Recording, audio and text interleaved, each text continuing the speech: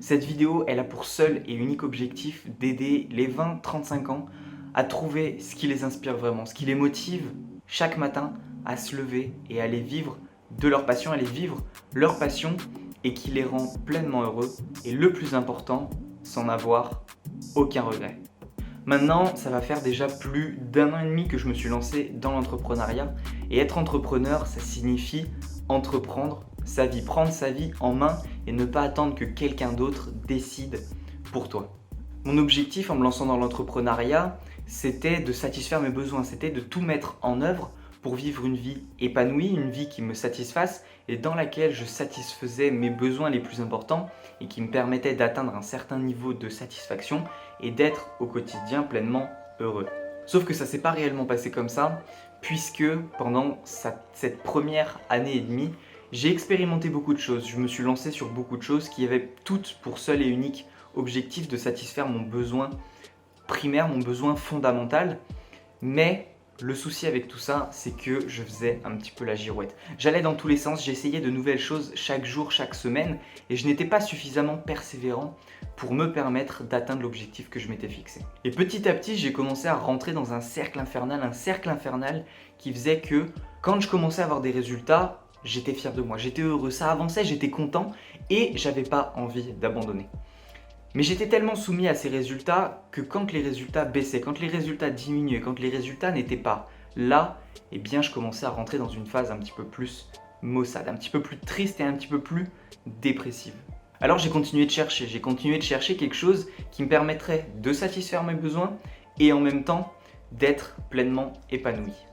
Et je pensais avoir trouvé ça, je pensais l'avoir trouvé, sauf que je voyais ma vie, mon émotion, mes émotions, mon état d'esprit osciller de haut en bas. C'est-à-dire que j'avais des périodes où j'étais extrêmement enthousiaste, où j'avais vraiment envie d'avancer sur cet objectif qui est de développer cette chaîne YouTube. Et en même temps, j'avais cette période de doute où je ne savais pas sur quoi avancer, je ne savais pas sur quoi me concentrer, je ne savais pas ce que je pouvais mettre en place pour réellement avancer et obtenir de véritables résultats qui sont à la hauteur des objectifs que je me suis fixés. Et pour moi, la dépression, le doute, le burn-out, c'était des choses qui n'étaient pas possibles. Parce que dans ma vie, je me suis toujours concentré sur ce qui faisait du sens pour moi, sur ce qui me rendait heureux, sur ce qui m'épanouissait et sur ce que j'avais envie de faire. Sauf qu'en rentrant dans le monde du travail, je me suis rapidement rendu compte qu'on ne faisait pas toujours ce qui nous plaisait et que la pression qu'on avait due à notre travail était souvent bien plus forte que tout ce qu'on pouvait faire pour nous détendre. Et j'en suis arrivé à la question fatidique, comment trouver ce qui nous inspire vraiment, trouver sa mission de vie et tout mettre en œuvre pour vivre de cette passion. Et c'est dans les périodes de doute que j'ai commencé à réellement me poser ces questions. C'est dans ces périodes où j'ai commencé à être un petit peu pseudo-dépressif que j'ai commencé à réellement me poser ces questions. Et ces questions, j'ai envie de vous les partager, c'est ces questions qui m'ont permis de sortir un petit peu de l'ombre, de ces ténèbres et de ressurgir à la lumière avec plus d'idées, avec plus de valeur à apporter. Et c'est ce qui a aussi inspiré cette vidéo. Avant de vous partager les 5 clés qui m'ont permis de sortir de cette pseudo-dépression, de cette dépression, j'aimerais vous partager un élément qui va vous permettre de switcher d'état d'esprit et de vous faire comprendre à quel point ces phases de dépression ne sont pas si négatives que ça, mais bel et bien au contraire quelque chose d'important, voire même d'indispensable pour se rapprocher de ce qui nous inspire réellement. La première chose, c'est que si vous êtes dans une période de doute, de dépression ou de burn-out et que vous regardez cette vidéo, c'est que vous avez à cœur votre épanouissement personnel et que vous avez envie de vous en sortir. Vous êtes dans une phase de recherche de solutions. Vous êtes actif de votre propre vie. Et ça, c'est déjà une première chose qui est excellente. La deuxième chose, le deuxième élément que j'aimerais apporter, c'est une sorte de métaphore que vous allez pouvoir réutiliser et qui va vous permettre de bel et bien comprendre l'importance des phases de dépression, de doute, voire de burn-out. Imaginez qu'un jour, vous alliez chez un ami et qu'en rentrant chez lui, voilà, il vous accueille tranquillement, vous avez prévu de passer un bon moment et en rentrant chez lui, vous vous rendez compte que son salon est dans un bordel mais juste innommable. Il y en a de partout, des bouteilles vides, des affaires sales, des casseroles pas lavées, voire même peut-être des excréments d'animaux, des télécommandes qui traînent un petit peu partout, la télé allumée en permanence. Bref, il y en a vraiment de partout, des fils qui passent de partout, bref, c'est le bordel.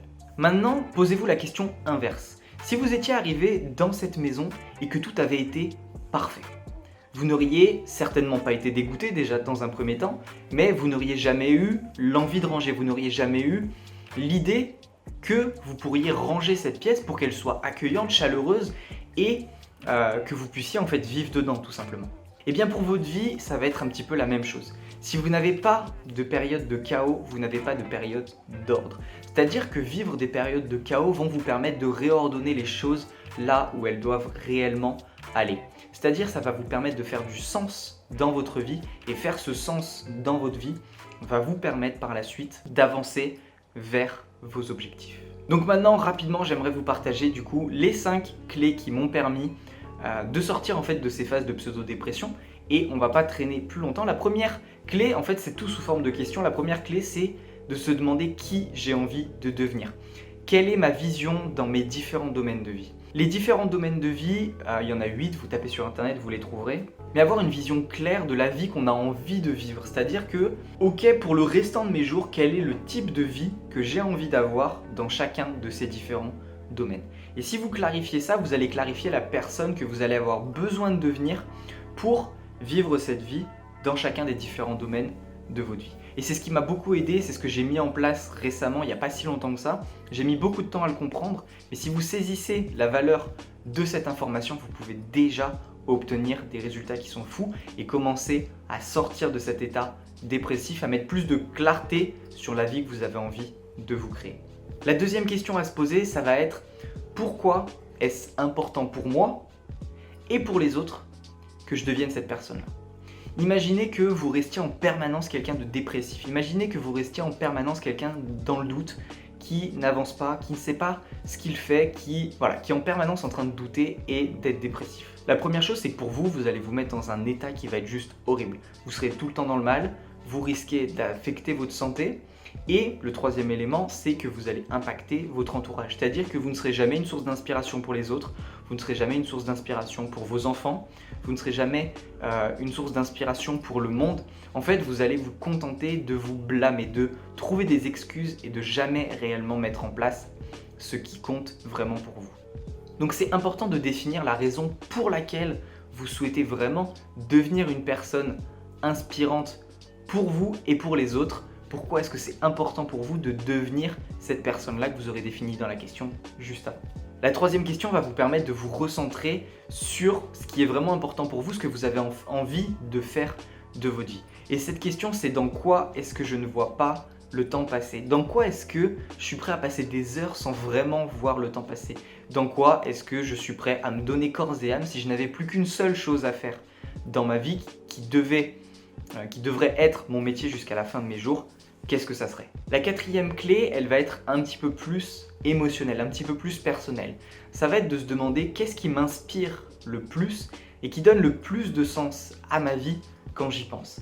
C'est-à-dire que, par exemple, moi, quand je vais penser à interagir avec de nouvelles personnes, à échanger avec ces personnes-là sur des sujets profonds, sur leur histoire, sur ce qu'elles ont vécu, sur comment elles utilisent leur passé comme une force pour avancer dans le futur, eh bien, rien que de penser à ça, c'est des choses qui vont m'inspirer, qui vont me donner de la joie, qui vont me donner du bonheur, de l'énergie et sur lesquelles j'aurai envie de consacrer du temps. Mais cette question va de pair avec la dernière question qui est en quoi le fait de faire cette activité que je n'aime pas, en quoi le fait de faire ce métier que je n'aime pas, ou en quoi le fait de faire cette chose que je n'arrive pas à faire, par exemple faire du sport, prendre une bonne habitude, peut impacter cette chose qui m'inspire.